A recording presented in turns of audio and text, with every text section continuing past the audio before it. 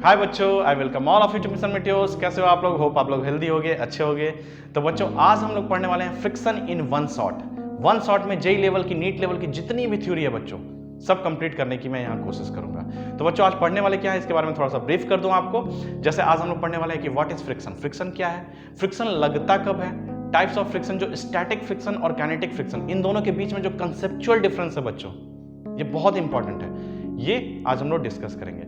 इसके बाद angle of friction क्या होता है, एंगल ऑफ रिपोज क्या होता है, और फिर लास्ट में बॉल बेयरिंग का एक छोटा सा कंसेप्ट देखेंगे और फिर फ्रिक्शन खत्म हो जाएगा। तो शुरू करते हैं बच्चों। फ्रिक्शन, फ्रिक्शन क्या है बच्चों? एक फोर्स है। फ्रिक्शन एक फोर्स है। किस तरह का फोर्स है बच्चों? Contact force.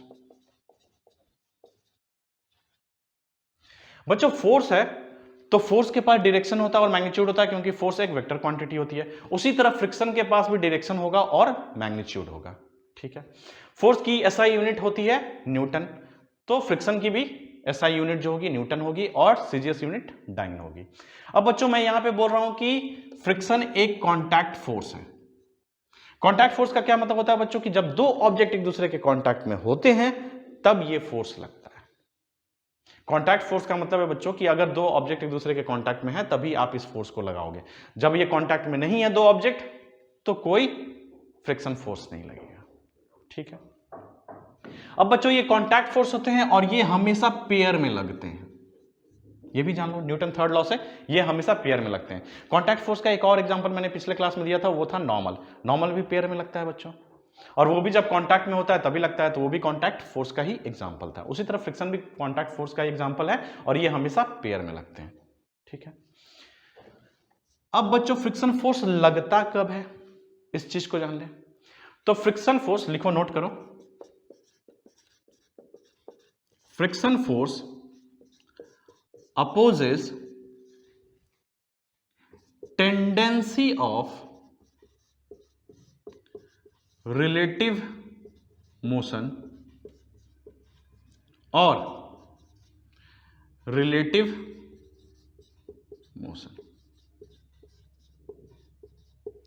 देखो क्या बोल रहा है बच्चों कि फ्रिक्शन फोर्स जो होता है वो tendency of relative motion, relative word को पकड़ लेना बच्चों, टेंडेंसी को पकड़ लेना, ये दोनों बहुत इंपॉर्टेंट है। फ्रिक्शन फोर्स क्या करता है? अपोज करता है टेंडेंसी ऑफ रिलेटिव मोशन। अगर किसी भी ऑब्जेक्ट में, एग्जांपल से समझो, ये कोई ऑब्जेक्ट है, ब्लॉक है मास m का, ये ऐसे कांटेक्ट में टेबल पे रखा हुआ है। तो बच्चों यहां बोल रहा है कि friction force opposite tendency of relative motion. अगर मैं यहां पे फोर्स F लगा दूं, जैसे ही मैंने इस पे फोर्स F लगाया, थोड़ा सा फोर्स लगाया बच्चों, तो थोड़ा सा जैसे ही फोर्स लगाऊंगा तो न्यूटन सेकंड लॉ से जब भी हम फोर्स लगाते हैं तो एक्सेलरेशन प्रोड्यूस होता है। एक्सेलरेशन से वेलोसिटी प्रोड्यूस होती है या वेलोसिटी चेंज होती है। ठीक है। और वेलोसिटी से डिस्प्लेसमेंट होता है। तो इसमें बच्चों रिलेटिव मोशन आएगा इसके रेस्पेक्ट में। ये टेबल है, टेबल के रेस्पेक्ट में ये रिलेटिव मोशन करने की कोशिश करेगा। टेंडेंसी आएगी क्योंकि मैंने थोड़ा सा फोर्स लगाया, थोड़ा सा फोर्स लगाया तो थोड़ा सा एक्सेलरेशन आना चाहिए, F = ma से। तो बच्चों इसमें थोड़ी सी एक्सेलरेशन आनी चाहिए, मतलब ये इसके रिस्पेक्ट में, टेबल के रिस्पेक्ट में ये टेंडेंसी आएगी इसमें कि ये थोड़ा सा मूव करे आगे, इसमें मोशन आए। तो जैसे ही इसमें टेंडेंसी आई बच्चों, तभी आपको फ्रिक्शन फोर्स लग जाएगा इसमें। ठीक है। इस पे फ्रिक्शन फोर्स लगेगा। अब फ्रिक्शन फोर्स का डायरेक्शन देख लेते हैं बच्चों। बिकॉज ये फोर्स है तो इसमें डायरेक्शन होगा और मैग्नीट्यूड होगा। तो इसका डायरेक्शन होता है बच्चों, नोट कर लो यहां पे,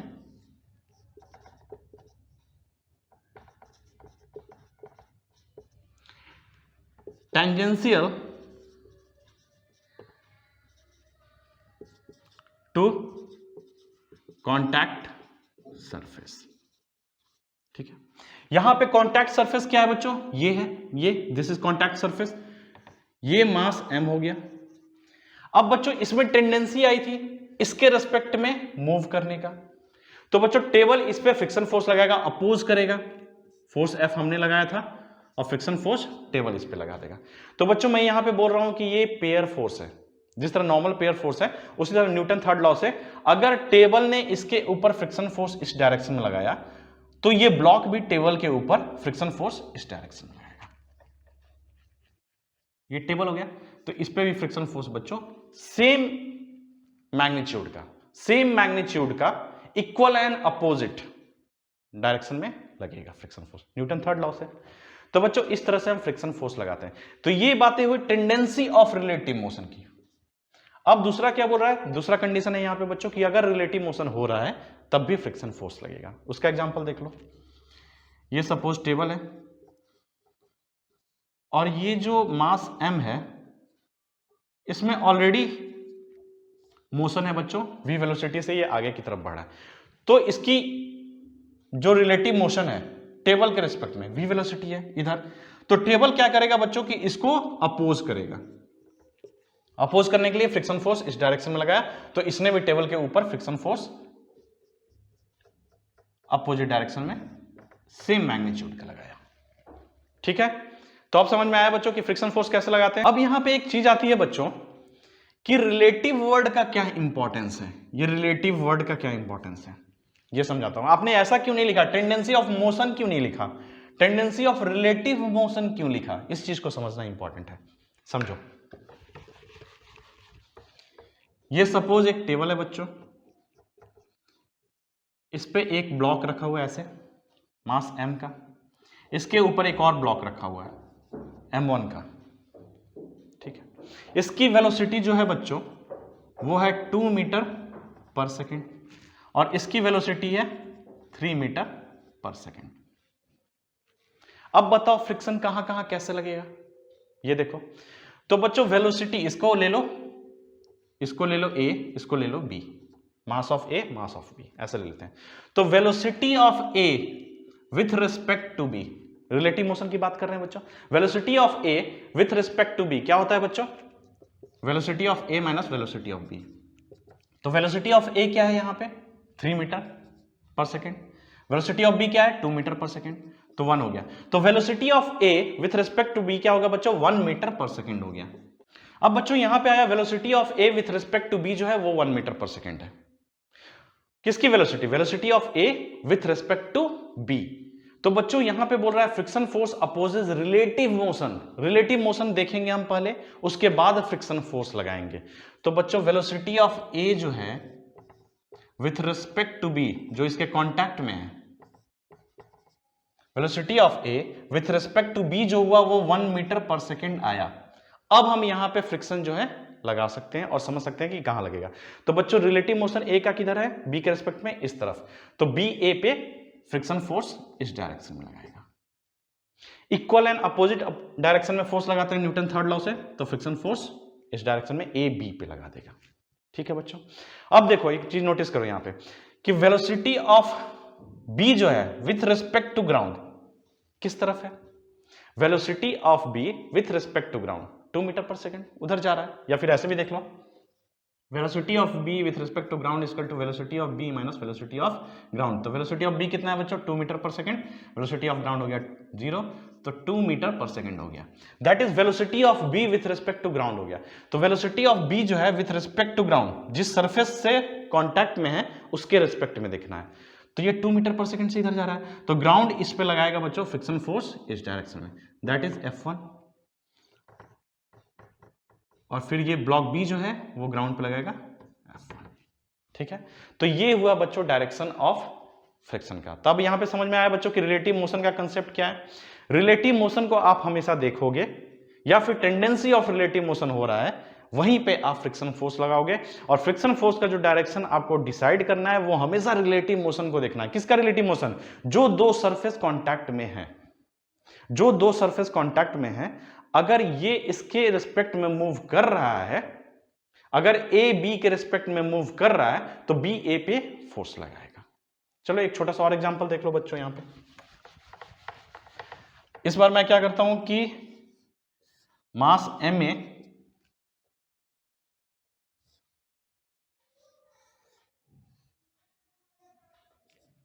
ये ग्राउंड है और ये मास m भी है।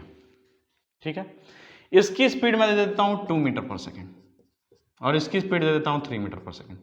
अब देखो यहां पे रिलेटिव मोशन का कंसेप्ट नहीं लगाओगे तो फ्रिक्शन का डायरेक्शन गलत हो जाएगा। अब बच्चों ये 2 मीटर पर सेकेंड से इधर जा रहा है और ये 3 मीटर पर सेकेंड से इधर जा रहा है, तो velocity of a with respect to b क्या होगा, velocity of a minus velocity of b. ठीक है। वेलोसिटी ऑफ ए क्या हो गया 2 metre per second, velocity of B क्या हो गया 3 मीटर पर सेकेंड, तो ये हो गया बच्चों -1 मीटर पर सेकेंड। अब यहां पे इसका -1 का क्या मतलब है बच्चों कि velocity of a with respect to b जो है वो इस डायरेक्शन में, velocity of a with respect to b इस डायरेक्शन में, तो इस डायरेक्शन में है तो बी किस पे लगाएगा फोर्स बच्चों, ए पे, उस डायरेक्शन में लगाएगा। Velocity of a with respect to b जो है वो 1 मीटर पर सेकेंड इस डायरेक्शन में, तो बी इस पे फोर्स लगाएगा बच्चों अपोजिट डायरेक्शन में, लगा दिया इधर फ्रिक्शन फोर्स। अब बी ए पे फ्रिक्शन फोर्स इस डायरेक्शन में लगा रहा है तो ए बी पे फ्रिक्शन फोर्स इस डायरेक्शन में लगाएगा। क्लियर सी बात है। अब बच्चों देखो यहां velocity of b with respect to ground जो है वो इस डायरेक्शन में है, तो ग्राउंड क्या करेगा, इसके रिलेटिव मोशन को अपोज करेगा, तो क्या करेगा बच्चों इस डायरेक्शन में फोर्स लगा देगा, तो फ्रिक्शन फोर्स इधर लगा दिया F1। अब यहां देखो यहां पे बच्चों फ्रिक्शन फोर्स का जो डायरेक्शन है यहां पे फ्रिक्शन फोर्स का डायरेक्शन डिफरेंट हो गया, तो हमेशा आपको रिलेटिव मोशन चेक करना है, रिलेटिव मोशन चेक करने के बाद ही फ्रिक्शन का डायरेक्शन आपको देखना है। क्लियर हुआ, चलो ठीक है मिटा दो।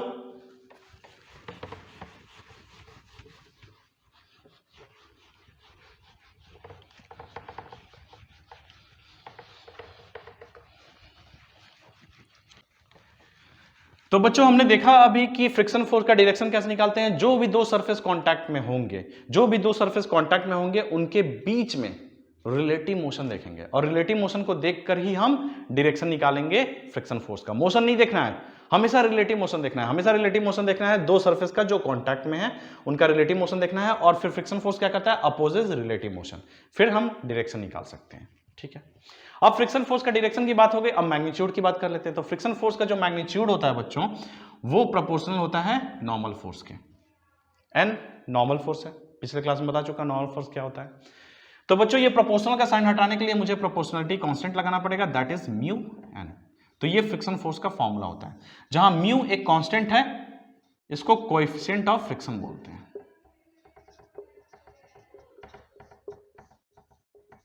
फ्रिक्शन बोलते हैं।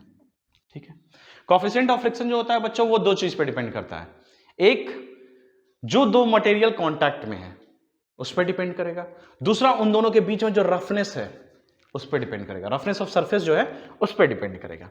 तो कोएफिशिएंट ऑफ फ्रिक्शन जैसे अगर वुड और ये वुड है और ये समझ लो ग्लास है, तो इन दोनों के बीच का जो म्यू होगा वो डिफरेंट होगा।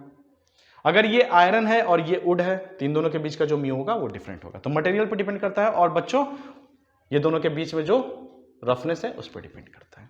ठीक है, कोएफिशिएंट ऑफ फ्रिक्शन जो है बच्चों ये दो तरह के होते हैं, म्यू एस और म्यू के। एस मतलब स्टैटिक, के मतलब काइनेटिक। तो स्टैटिक कोएफिशिएंट ऑफ फ्रिक्शन को म्यू एस से दिखाते हैं और काइनेटिक कोएफिशिएंट ऑफ फ्रिक्शन को म्यू के से दिखाते हैं। अभी बस समझ लो कि ये दो तरह के होते हैं, यहां पे इसका एप्लीकेशन क्या है ये मैं समझाऊंगा। तो बच्चों इसको समझने के लिए अब समझते हैं टाइप्स ऑफ फ्रिक्शन। तो फ्रिक्शन जो होते हैं वो दो तरह के होते हैं, फ्रिक्शन फोर्स दो तरह के होते हैं, एक होता है स्टैटिक फ्रिक्शन फोर्स, एक होता है kinetic friction force. Friction force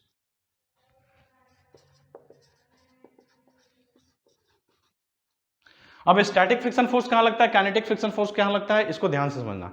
बच्चों यहां पे जैसे मैंने बताया आपको कि कोएफिशिएंट ऑफ फ्रिक्शन दो तरह के होते हैं, स्टैटिक कोएफिशिएंट ऑफ फ्रिक्शन और काइनेटिक कोएफिशिएंट ऑफ फ्रिक्शन। उसी तरह फ्रिक्शन फोर्स भी दो तरह के होते हैं, स्टैटिक फ्रिक्शन फोर्स और काइनेटिक फ्रिक्शन फोर्स। दोनों में कहीं ना कहीं कुछ समानता नजर आ रही है, कुछ सिमिलरिटी दिख रही है यहां पे। देखो अगर म्यूएस को यहां यूज करते हैं, अगर मैं आपसे पूछूं कि स्टैटिक फ्रिक्शन फोर्स का मैग्नीट्यूड कितना होता है, तो आप कहोगे 0 से लेकर म्यू एस इंटू एन तक। यहां पे क्या किया मैंने बच्चों, म्यू की जगह म्यू एस को लगा दिया स्टैटिक कोएफिशिएंट ऑफ फ्रिक्शन को, तो उससे मुझे इसकी वैल्यू पता चल गई। इसकी वैल्यू क्या होती है बच्चों, 0 से लेके म्यू एस एन तक होती है। ठीक है, ये यहां पे मैं क्या बात कर रहा हूं बच्चों, 0 से लेके म्यू एस एन तक, मतलब कोई रेंज की बात कर रहा हूं, कोई वैल्यू की बात नहीं कर रहा हूं, यहां पे मैंने रेंज की बात की है। ठीक है, अगर काइनेटिक फ्रिक्शन फोर्स आपसे पूछता है बच्चों तो इसके यहां पे म्यू के की वैल्यू रख दो, तो इसकी वैल्यू होती है बच्चों म्यू के एन। ठीक है, ये काइनेटिक फ्रिक्शन फोर्स की वैल्यू होती है। तो इसकी वैल्यू हमेशा 1 होती है बच्चों। काइनेटिक फ्रिक्शन फोर्स की वैल्यू हमेशा 1 होती है, that is mu k n. But static friction force की जो वैल्यू होती है बच्चों, वो रेंज है, इस रेंज में कुछ भी हो सकती है इसकी वैल्यू। ये एक एडजस्टेबल फोर्स है, सेल्फ एडजस्टेबल, ठीक है, ये अपने आप एडजस्ट करता है। कैसे, एक एग्जांपल से समझते हैं। ये कोई ब्लॉक है बच्चों, ये टेबल है। अब बच्चों मान लिया इसका मास दिया हुआ है 10 kg, ठीक है, ये टेबल है और ये ब्लॉक है ऊपर वाला, ये ब्लॉक है, ये टेबल है। अब बच्चों इनके बीच का म्यूएस और म्यूके दिया हुआ है आपको, म्यूएस दिया हुआ है, म्यूके दिया हुआ है। म्यूएस जो है वो है 0.3 और म्यूके जो है वो 0.2 है, ठीक है। अब इसका फ्री बॉडी डायग्राम बनाओ। तो नीचे हो गया 10G, ऊपर की तरफ हो गया नॉर्मल फोर्स N। तो N इक्वल टू हो गया 10G, तो G की वैल्यू मैं ले रहा हूं 10 मीटर पर सेकेंड स्क्वायर, तो दैट इज 100 न्यूटन, ठीक है। तो नॉर्मल फोर्स की वैल्यू हो गई 100 न्यूटन। अब मैं आपसे बोल रहा हूं बच्चों कि स्टैटिक फ्रिक्शन फोर्स जो है उसका रेंज क्या है। स्टैटिक फ्रिक्शन फोर्स का रेंज हो गया 0 से लेके म्यू एस एन तक, मतलब इसकी वैल्यू हो गई 0 से लेके म्यू एस इंटू एन, तो हो गया 30। 0.3 इंटू 100 कितना होगा, 30 न्यूटन होगा। तो स्टैटिक फ्रिक्शन फोर्स की वैल्यू हो गई बच्चों 0 से लेके 30 न्यूटन तक, कुछ भी हो सकती है। ये किस पे डिपेंड करेगी अभी समझते चलो, एक एक चीज को समझते चलो। और काइनेटिक फ्रिक्शन फोर्स की वैल्यू कितनी हो गई बच्चों, यहां पे काइनेटिक फ्रिक्शन फोर्स कितना हो गया, म्यू के इंटू एन। म्यू के की वैल्यू कितनी हो गई 0.2 इंटू एन, 100 न्यूटन। तो 0.2 इंटू 100 कितना होगा 20, तो ये हो गया 20, ठीक है। यहां तक तो समझ में आया। अब बच्चों मैं इस पे फोर्स लगा रहा हूं, इस पे फोर्स लगाया मैंने 5 न्यूटन का, मैंने 5 न्यूटन का फोर्स लगाया। ये बॉडी कैसे है, ये शुरू में रेस्ट में है। तो बच्चों जैसे ही इस पे मैं 5 न्यूटन का फोर्स लगाऊंगा तो इसमें हमेशा टेंडेंसी आएगी मोशन की, क्योंकि फोर्स क्या करता है, एक्सेलरेशन प्रोड्यूस करता है। सेकंड लॉ से हमने देखा है, न्यूटन सेकंड लॉ से, कि एक्सेलरेशन प्रोड्यूस करता है। तो एक्सेलरेशन प्रोड्यूस करता है तो इसमें मोशन की टेंडेंसी आएगी। तो जैसे ही मोशन की टेंडेंसी आएगी बच्चों, तो यहां पे स्टैटिक फ्रिक्शन फोर्स लगेगा। इसका मतलब है बच्चों कि स्टैटिक फ्रिक्शन फोर्स कहां कहां आपको लगाना है, जब बॉडी रेस्ट में हो एंड उसमें टेंडेंसी ऑफ रिलेटिव मोशन हो, ठीक है। ये जब भी होगा, बॉडी रेस्ट में है और टेंडेंसी ऑफ रिलेटिव मोशन होगा बच्चों, तब आप स्टैटिक फ्रिक्शन फोर्स लगाओगे। तो जैसे ही मैंने बच्चों 5 न्यूटन का फोर्स लगाया तो क्या होता है, यहां देखो ये 10 kg है, इसमें मैंने 5 न्यूटन लगा दिया। अब स्टैटिक फ्रिक्शन फोर्स जो है बच्चों वो 0 से लेके 30 तक सेल्फ एडजस्टिंग फोर्स है। मैंने बताया था कि वो खुद से एडजस्ट हो सकती है। तो 5 न्यूटन लगाया तो वो 0 से 30 तक जा सकती है, 0 से लेके 30 तक जा सकती है। तो बच्चों इधर फोर्स लगाने लगा इसने, 5 न्यूटन का लगा लिया, 0 से 30 के बीच में 5 लगा सकते हैं। जब मैंने 10 न्यूटन का फोर्स लगाया बच्चों, 10 न्यूटन का, तो स्टैटिक फ्रिक्शन फोर्स ने भी 10 न्यूटन का फोर्स लगा दिया और इसको मोशन, इसका रिलेटिव मोशन नहीं होने दिया, ठीक है। अब मैं 20 लगा दे रहा हूं, फोर्स बढ़ाता जा रहा हूं धीरे धीरे इसके ऊपर।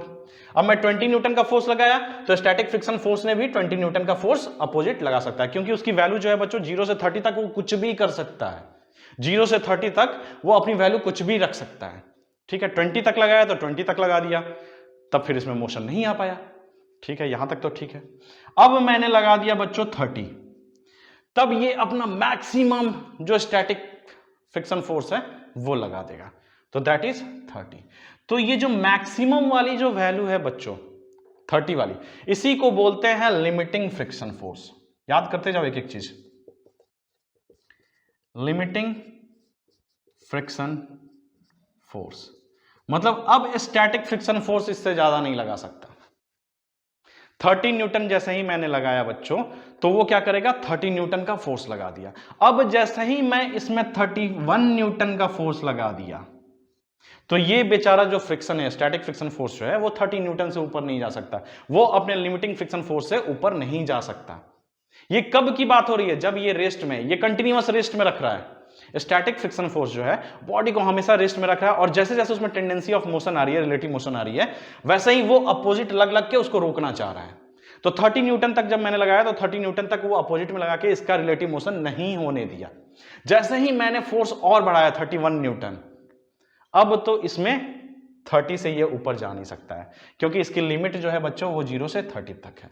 तो यही मैं बताना आपको चाह रहा था बच्चों कि ये सेल्फ एडजस्टिंग फोर्स है। इसकी वैल्यू जो होती है वो 0 से लेकर 30 तक हो सकती है। अभी ये कहानी खत्म नहीं हुई, आगे सुनो। जब मैंने 31 न्यूटन का फोर्स लगाया बच्चों, तो क्या होता है, ये बॉडी मूव करना शुरू कर देगी। ठीक है, अब जैसे ही बॉडी मोशन में आएगी मोशन में। क्यों आएगी मोशन में? देखो 31 न्यूटन इधर लग रहा है और 30 न्यूटन इधर लग रहा है। ठीक है, तो 1 न्यूटन नेट हुआ, तो 1 न्यूटन ये क्या है, फोर्स है, और मास इसका कितना है, 10 है, तो एक्सेलरेशन कितना हो जाएगा, 1/10 मीटर पर सेकेंड स्क्वायर होगा। तो इसमें आ गया क्या बच्चों, मोशन आ गया। जैसे ही मैंने 30 न्यूटन से ऊपर का फोर्स लगाया, इसमें मोशन आ गया। अब मोशन आते ही बच्चों, मोशन आते ही ये यहां से यहां शिफ्ट हो जाएगा। स्टैटिक फ्रिक्शन फोर्स का काम खत्म। अब वहां लगेगा काइनेटिक फ्रिक्शन फोर्स। अगर मैं 31 न्यूटन लगा रहा था बच्चों यहां पे फोर्स, तो यहां पे अब स्टैटिक फ्रिक्शन फोर्स नहीं लग पाएगा, क्योंकि स्टैटिक फ्रिक्शन फोर्स कब लगता है, जब बॉडी रेस्ट में हो और टेंडेंसी ऑफ रिलेटिव मोशन होगा, दोनों चीज हो रही हो तब लगता है। अब बच्चों ये तो मोशन करना शुरू कर दिया, इसमें कुछ मोशन आ गया, इसमें कुछ एक्सेलरेशन आ गया, इसमें कुछ वेलोसिटी आ गई। तो वेलोसिटी आते ही जैसे ही ये मूव करने लगा बच्चों, तो यहां पे काइनेटिक फ्रिक्शन फोर्स का रोल शुरू हो जाएगा। इसका रोल खत्म, इसका रोल खत्म। ठीक है, तो काइनेटिक फ्रिक्शन फोर्स कितना लगने लगेगा बच्चों, यहां पे 20 न्यूटन। अब जब ये मोशन कर रहा है बच्चों, तो चाहे इसका मोशन कितना भी बढ़ा दो, इसका एक्सेलरेशन कुछ भी कर दो, इसका वेलोसिटी मान लिया 20 मीटर पर सेकेंड हो गया, 40 मीटर पर सेकेंड कर दो, 60 मीटर पर सेकेंड कर दो, इसकी वैल्यू हमेशा म्यू के एन रहेगी। यानी जब भी बॉडी मोशन में हो बच्चों, मोशन मतलब रिलेटिव मोशन में हो, रिलेटिव मोशन हो, तो हमेशा काइनेटिक फ्रिक्शन फोर्स लगता है, that is mu k N लगता है। ठीक है, ये क्या है, म्यू के एन है। अब बच्चों आपको पता चला कि स्टैटिक फ्रिक्शन फोर्स कहां लगाना है। स्टैटिक फ्रिक्शन फोर्स वहां लगाना है जब बॉडी रेस्ट पे हो, जब बॉडी रेस्ट पे हो और उसमें टेंडेंसी ऑफ रिलेटिव मोशन हो। अगर टेंडेंसी ऑफ रिलेटिव मोशन है तो वो फोर्स अपने आप को एडजस्ट करेगा, 0 से लेकर लिमिटिंग फ्रिक्शन फोर्स तक अपने आप को एडजस्ट करेगा और उस रिलेटिव मोशन को होने नहीं देगा। ठीक है, और एक बार बच्चों मोशन आ गया तो इसका काम खत्म, इसका काम खत्म। स्टैटिक फ्रिक्शन फोर्स का कोई रोल नहीं है यहां पे। उसके बाद रोल शुरू हो जाता है काइनेटिक फ्रिक्शन फोर्स का। वहां पे जब भी बॉडी मोशन कर रही है बच्चों, तो आप बिना देखे, जब भी बॉडी मोशन कर रही है, कौन सी मोशन, रिलेटिव मोशन कर रही है, तो आप म्यू के एन की वैल्यू फ्रिक्शन फोर्स की लगा देना। ठीक है, तो ये कंसेप्ट था बच्चों स्टैटिक फ्रिक्शन फोर्स और काइनेटिक फ्रिक्शन फोर्स का। अब समझते हैं reason of friction force.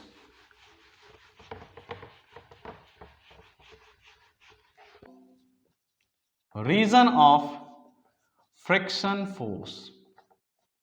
Friction force का रीजन क्या है ये समझते हैं। जैसे एक ब्लॉक टेबल पे है,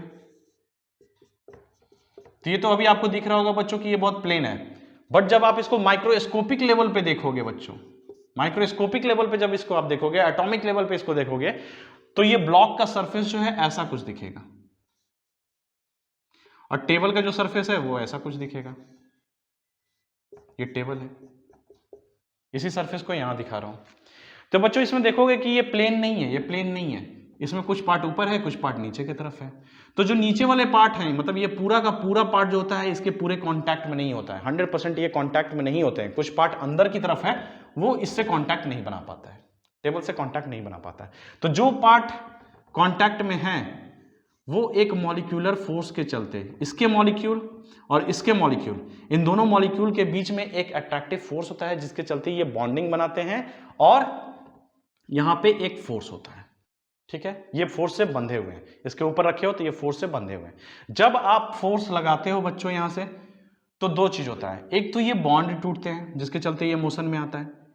ठीक है, दूसरा ये जो कर्व दिख रहा है आपको, ये जो इर्रेगुलरिटी दिख रही है वो टूटना शुरू हो जाती है। वो डिफॉर्म होना शुरू हो जाती है, टूटती है या डिफॉर्म होती है ऐसे समझ लो। तो ये डिफॉर्म होती है, डिफॉर्म होने के चलते वो फिर नॉर्मल होती है और ये आगे बढ़ता चला जाता है।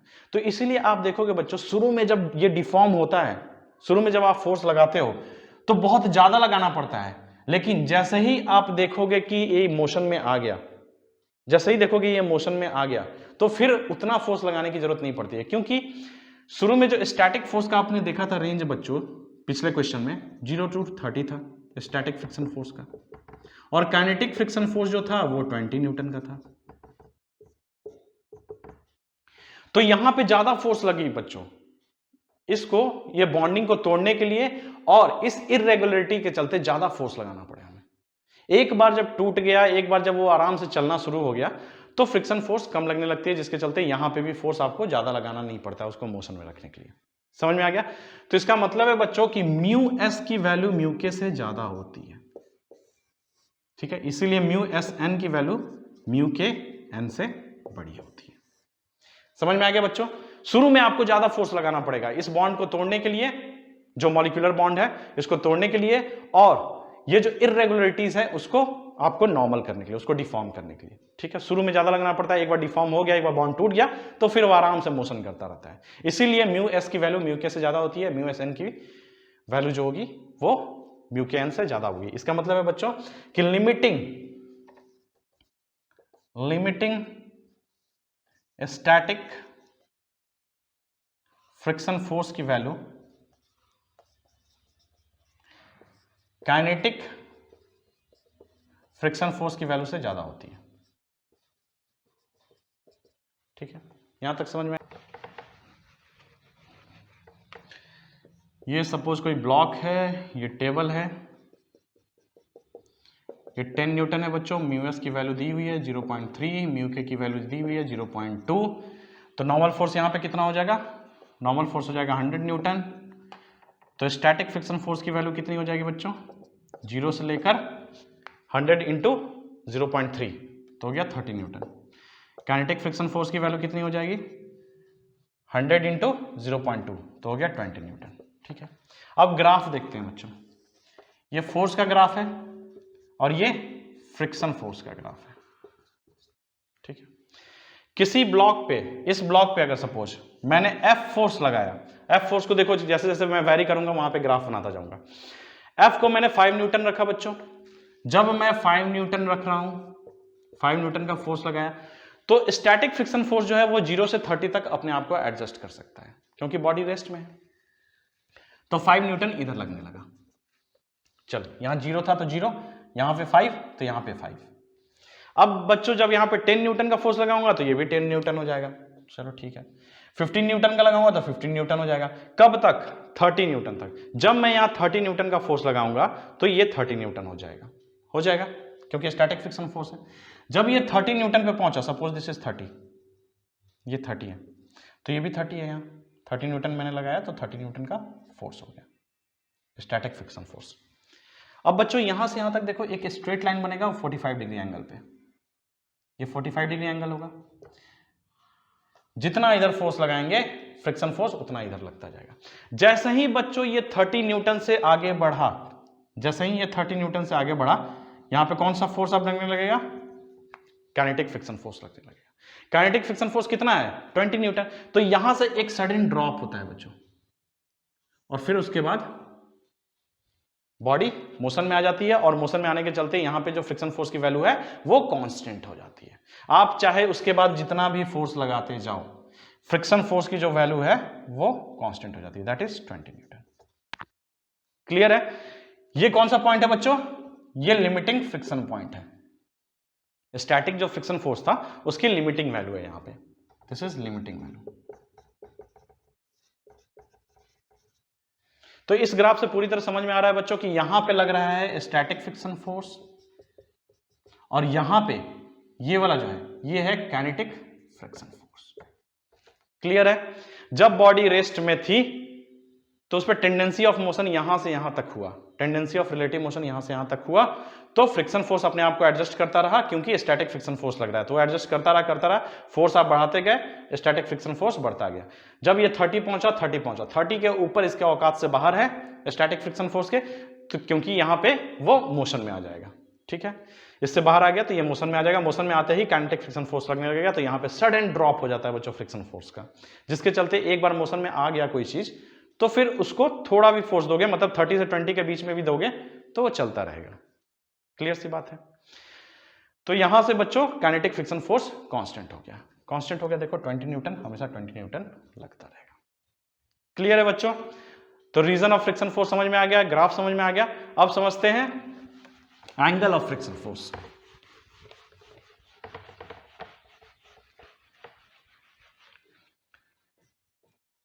एंगल ऑफ फ्रिक्शन फोर्स, ये ब्लॉक है बच्चों, ये टेबल है। अब इसमें बताओ, एक नॉर्मल फोर्स लग रहा है ऊपर की तरफ, लग रहा है। अब यहां पे फ्रिक्शन फोर्स लग रहा है। अब बच्चों यहां पे नोटिस करो कि नॉर्मल फोर्स जो है वो भी कांटेक्ट फोर्स है और फ्रिक्शन फोर्स जो है वो भी कांटेक्ट फोर्स है। दोनों फोर्स हैं तो दोनों वेक्टर क्वांटिटी हैं, दोनों वेक्टर क्वांटिटी हैं तो दोनों का एक रिजल्टेंट होगा। ये हो गया इसका रिजल्टेंट, रिजल्टेंट फोर्स हो गया बच्चों। तो रिजल्टेंट फोर्स की अगर वैल्यू आपसे पूछती है, यहां पे रिजल्टेंट फोर्स का वैल्यू पूछता है तो आप वेक्टर का सम कर दोगे, n square plus F square का अंडर रूट कर दोगे। ठीक है, यहां तक तो समझ में आया। अगर आपसे पूछता है बच्चों कि ये एंगल कितना है, ये थीटा एंगल, तो थीटा एंगल कैसे निकालते हैं बच्चों हम लोग, tan theta is equal to f upon n। ठीक है, यहां से निकाल सकते हो। अब यहां पे बच्चों इस कंडीशन में mg नीचे लग रहा है तो n is equal to mg है, ये हर जगह नहीं होगा बच्चों, n is equal to mg हर जगह नहीं होगा। तो एंगल ऑफ फ्रिक्शन फोर्स कैसे निकालते हैं ये बताना चाह रहा हूं। तो यहां पे f अपॉन mg और यहां पे फ्रिक्शन फोर्स की वैल्यू कितनी होगी बच्चों, म्यू n। तो म्यू की वैल्यू अगर स्टैटिक फ्रिक्शन फोर्स है तो स्टैटिक फ्रिक्शन फोर्स वाला रखना, काइनेटिक फ्रिक्शन फोर्स है तो काइनेटिक फ्रिक्शन फोर्स वाला रखना। तो मैं म्यू ले रहा हूं, सिंपल म्यू ले रहा हूं, म्यू mg। तो यहां पे म्यू mg रख दो upon mg, that is tan theta. ठीक है, तो थीटा की वैल्यू आ गई बच्चों tan inverse of mg, mg मर गया, tan इनवर्स ऑफ म्यू। ठीक है, अब यहां पे बच्चों स्टैटिक फ्रिक्शन फोर्स है तो म्यू एस कर देना, काइनेटिक फ्रिक्शन फोर्स है तो म्यू के कर देना। तो इस तरह से बच्चों एंगल ऑफ फ्रिक्शन फोर्स हम लोग निकालते हैं। ठीक है, अब देखते हैं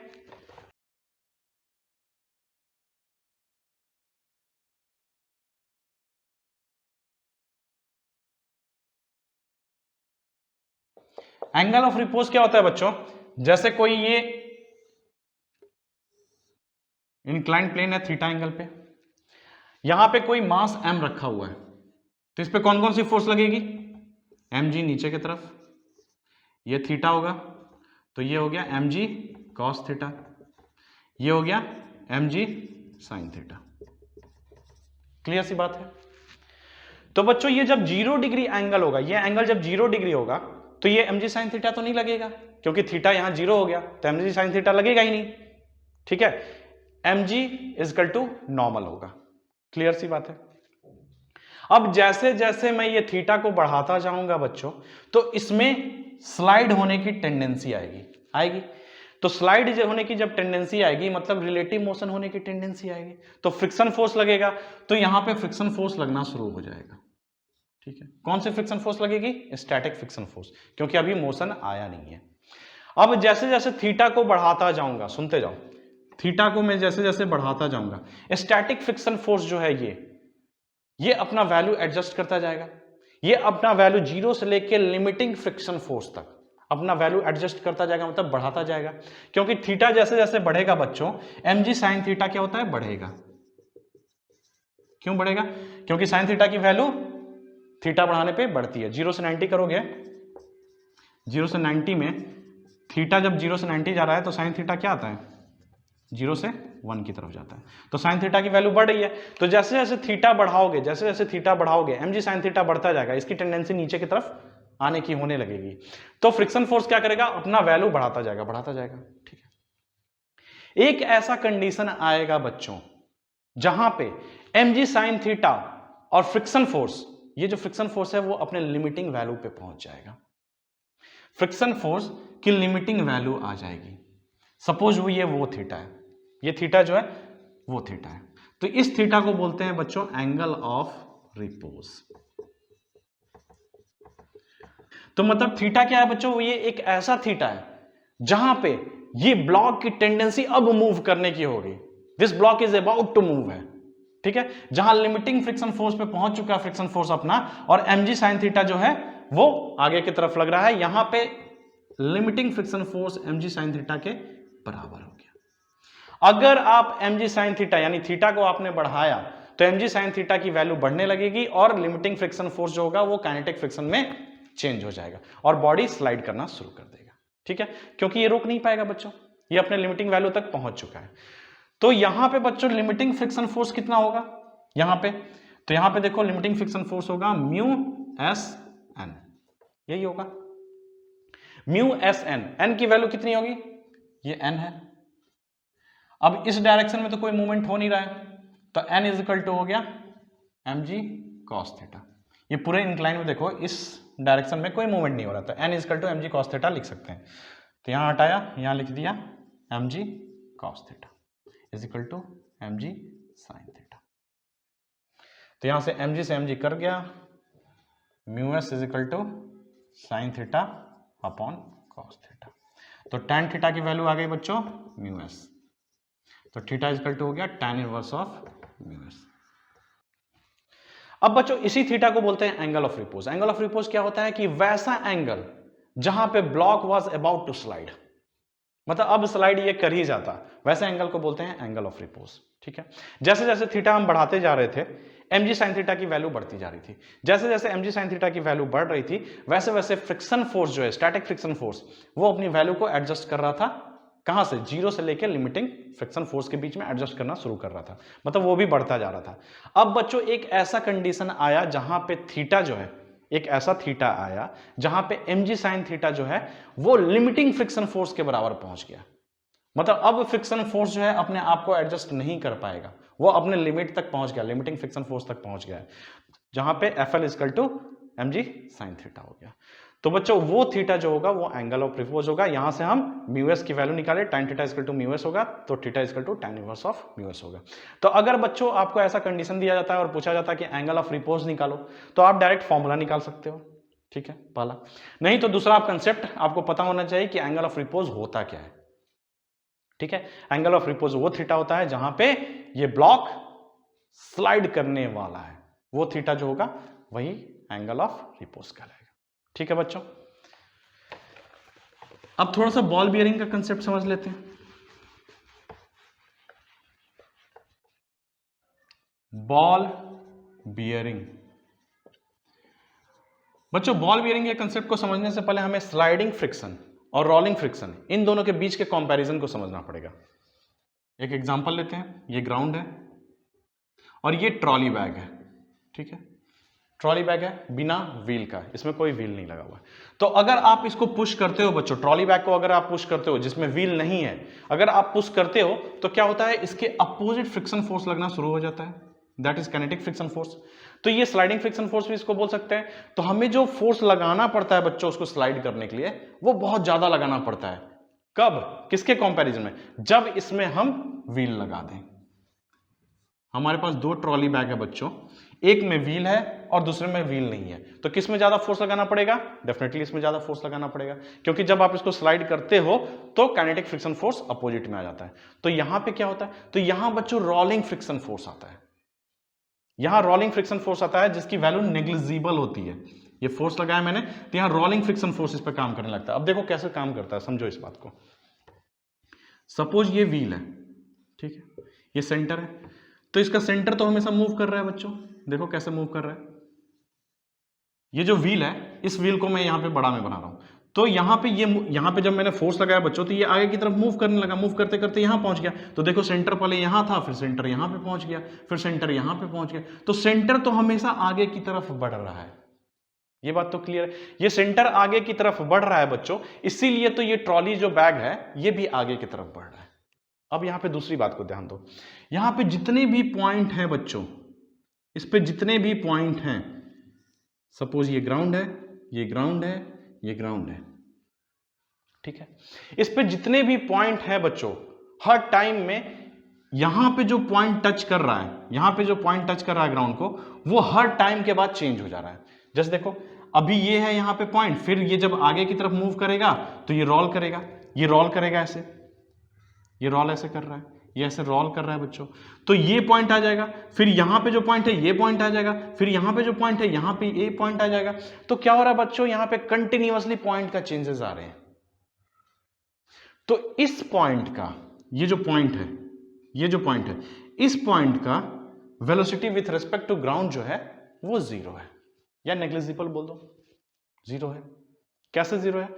देखो बच्चों, ये पॉइंट जो है यहां पे, फिर कुछ देर के बाद ये पॉइंट ऊपर चला जाएगा, दूसरा पॉइंट यहां पे आ जाएगा, फिर दूसरा पॉइंट यहां पे आ जाएगा, फिर तीसरा पॉइंट यहां पे आ जाएगा। तो हमेशा यहां पे जो है वो पॉइंट चेंज कर रहे हैं, ये पॉइंट चेंज होता जा रहा है। ये समझ लो अगर पॉइंट है इसका, इस व्हील का पॉइंट है, तो ये पॉइंट हमेशा चेंज होते जा रहे हैं। तो बच्चों यहां पे क्या हो रहा है कि हमेशा जो ये व्हील का हर पॉइंट जो है with respect to time, time के साथ हमेशा कॉन्टैक्ट में डिफरेंट डिफरेंट पॉइंट आ रहे हैं।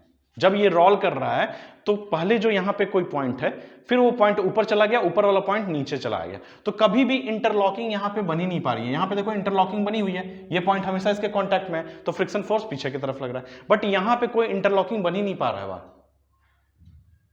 यहां पे इंटरलॉकिंग इसलिए नहीं बन पा रहा है क्योंकि ऊपर वाले जो पॉइंट है वो नीचे आ रहे हैं, नीचे वाले पॉइंट ऊपर चले जा रहे हैं, ऊपर वाले पॉइंट नीचे आ रहे हैं, नीचे वाले पॉइंट ऊपर चले जा रहे हैं। तो हमेशा हर टाइम पे different different different different contact point है व्हील के ग्राउंड के साथ। तो बच्चों यहां पे कोई इंटरलॉकिंग नहीं बन पा रहा है, जिसके चलते क्या हो रहा है कि फ्रिक्शन फोर्स जो है यहां पे नेग्लिजिबल है। तो रोलिंग फ्रिक्शन फोर्स में फ्रिक्शन फोर्स नेग्लिजिबल होते हैं, नेग्लिजिबल होने के चलते हमें यहां पे कम फोर्स लगाना पड़ता है। फ्रिक्शन फोर्स जितना ज्यादा होगा बच्चों, हमें उतना फोर्स अप्लाई करना पड़ेगा। क्लियर सी बात है? तो देखो बॉल बेयरिंग में क्या होता है।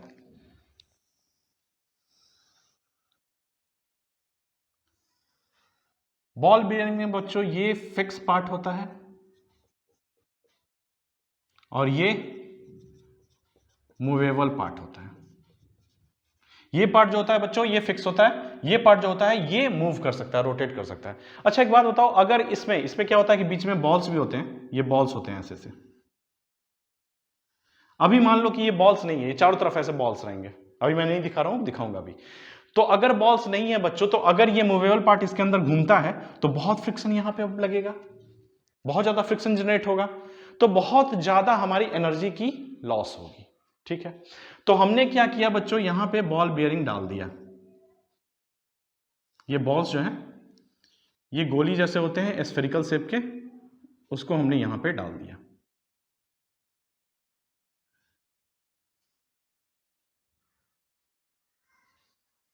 अब क्या होता है बच्चों कि जैसे ही ये घूमता है तो ये बॉल भी घूमना शुरू हो गया। तो जब बॉल घूमना शुरू हो गए तो यहां पे जो कांटेक्ट है, ये देखो यहां पे जो कांटेक्ट है, ये सब जो कांटेक्ट है, यहां पे कोई इंटरलॉकिंग नहीं बन पा रहा है, सेम यहां की तरह कोई इंटरलॉकिंग नहीं बन पा रहा है। यहां पे हमेशा जो पॉइंट कांटेक्ट में है वो चेंज कर रहे हैं, टाइम के साथ वो चेंज कर रहे हैं। तो जिसके चलते क्या होता है बच्चों कि यहां पे फ्रिक्शन जो होता है इंटरलॉकिंग नहीं बन पाने के चलते रोलिंग फ्रिक्शन लगता है, दैट इज नेग्लिजिबल, जिसके चलते हमारा जो पावर लॉस है या एनर्जी लॉस बोलो वो कम होता है। तो यही बॉल बेयरिंग था, जो बहुत ही बड़ा इन्वेंशन है हमारे ह्यूमन काइंड के लिए। और ये व्हील जो है that is also very important for us. Car में हमारे व्हील होता है, उसी का हम यूज करते हैं, यहाँ पे वहां पे भी रोलिंग फ्रिक्शन लगता है। तो ये बहुत बड़ा इन्वेंशन था हमारे लिए। तो यहां पे जाके फ्रिक्शन खत्म होता है। मैं आपको एक क्वेश्चन देता हूं, आप उस क्वेश्चन का आंसर कमेंट में करना। सपोज ये कोई ब्लॉक है बच्चों 10 kg का, इस सरफेस पे म्यू एस और म्यू के की वैल्यू दी हुई है, दैट इज 0.2, म्यू के इज 0.1। ठीक है, यहां पे बच्चों एक फोर्स लग रहा है, that force is 10√2, 45 degree angle पे लग रहा है। यहां पे आपसे पूछ रहा है कि यहां पे एक और फोर्स लगाओ, ये F1 की वैल्यू कितनी लगाओ, मतलब F1 की फोर्स की वैल्यू कितनी होनी चाहिए कि इस ब्लॉक का एक्सेलरेशन 20 मीटर पर सेकंड स्क्वायर हो जाए। क्वेश्चन समझ में आया? ये ब्लॉक दिया हुआ है 10 kg का, इसका म्यू एस का वैल्यू और म्यू के का वैल्यू दिया हुआ है। यहां पे एक फोर्स इसके ऊपर लग रहा है, ऑलरेडी एक फोर्स लग रहा है, दैट इज 10√2, 45 डिग्री एंगल पे लग रहा है। अब आपसे पूछ रहा है कि यहां F1 की कौन सी वैल्यू लगाएं, मतलब F1 कौन सा फोर्स लगाएं ताकि इसमें एक्सेलरेशन जो है वो 20 मीटर पर सेकंड स्क्वायर हो जाए। तो यहां पे म्यू के लगाना है, म्यू एस लगाना है, क्या यूज करना है ये आप देखो। ठीक है, इसका कमेंट में आप आंसर करना। अच्छा बच्चों, हमेशा बच्चों को एक कंफ्यूजन रहता है कि क्वेश्चन में म्यू एस और म्यू के नहीं दिया हुआ है। क्वेश्चन में क्या होता है कि म्यू के और म्यू एस की वैल्यू नहीं दी होती है, केवल म्यू दे देता है। सपोज कोई क्वेश्चन है उसमें केवल म्यू दे देता है, अब म्यू एस लें कि म्यू के लें, तो यहां पे क्या करना कि आप इसको म्यू एस और म्यू के की वैल्यू यहां पर सेम समझना, ठीक है। उस तरह से क्वेश्चन को आप डील करना। क्या मैं बोल रहा हूं बच्चों कि क्वेश्चन में म्यू के और म्यू एस नहीं दिया रहता है, केवल म्यू दिया रहता है, तो आपको क्या करना है कि म्यू के और म्यू एस की वैल्यू को समझ लेना है कि दोनों की वैल्यू सेम है और वो म्यू के बराबर है, ठीक है। उस तरह से क्वेश्चन को आपको डील करना है। तो पढ़ाई करते रहो बच्चों, फिर नेक्स्ट वीडियो में मिलेंगे। जय हिंद।